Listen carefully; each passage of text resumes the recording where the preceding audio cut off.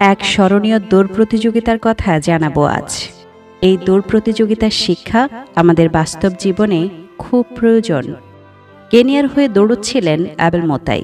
খুব ভালো দৌড়চ্ছিলেন, সবাইকে পেছনে ফেলে প্রায় পৌঁছে গেছেন শেষ ল্যাপে।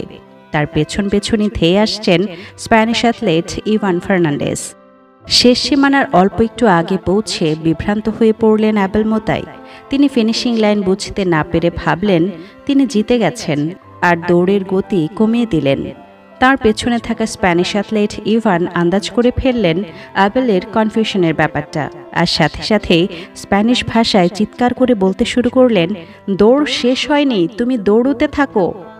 অ্যাবেল স্প্যানিশ ভাষা না বুঝে আরও বিভ্রান্ত হয়ে পড়েন। ইভান বুঝতে পারেন আর কোনো উপায় নেই। সে অ্যাবেলের কাছাকাছি এসে একরকম ধাক্কা মেরে ভিক্টরি লাইন পার করে জিতিয়ে দেন